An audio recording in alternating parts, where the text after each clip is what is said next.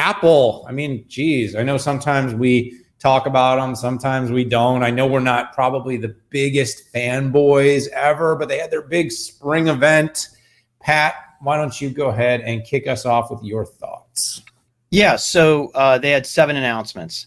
Update to Apple Card, a purple iPhone 12, Apple Podcast subscriptions, 4K Apple TV with a new remote, a redesigned iMac with the M1, and a new iPad Pro.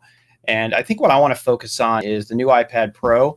I don't give a lot of kudos to Apple, and I do hold them to a much higher bar than anybody else because they are worth a couple $1 trillion. And they have a near monopoly in smartphones in the US, and they've done a good job vertically integrating. The new iPad Pro is the first iPad Pro that I think deserves the Pro moniker.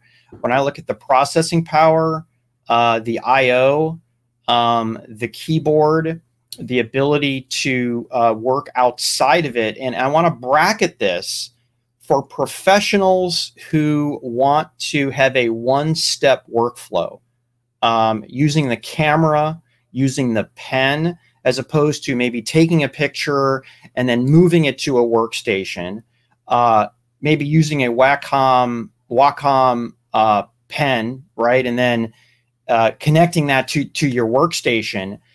This does a really good job on a very narrow set of professional. It's not going to be for all workstation people or all creatives, but I got to give credit where credit's due. They put the M1 in there as well.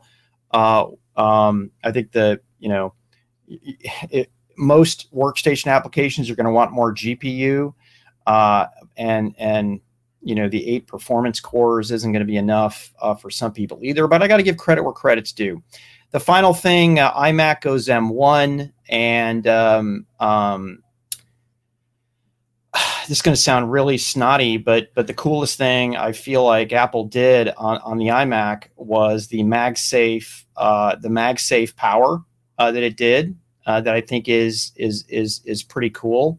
But there's a lot of places where they missed. The last iMac update was a decade long.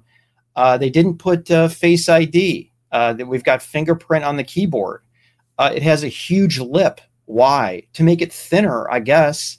I think consumers much rather have an edge-to-edge and maybe a little bit thinner. The iMac is thinner than an iPhone, Daniel, and I just don't know who's asking for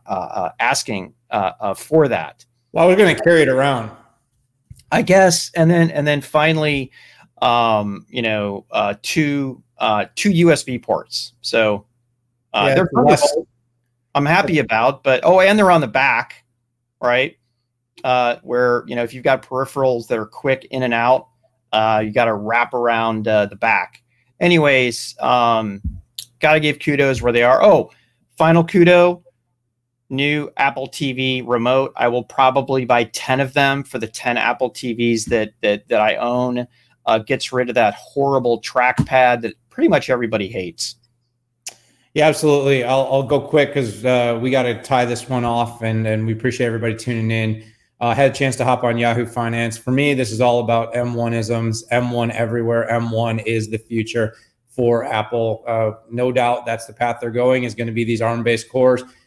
They talk about a lot of things as being there first and only and better, but I do need to remind everyone, Intel and AMD and others are doing a lot of the same things, a lot of the common and similar innovation, but the devices look good, Pat. And what I noticed from this event is what's old is new.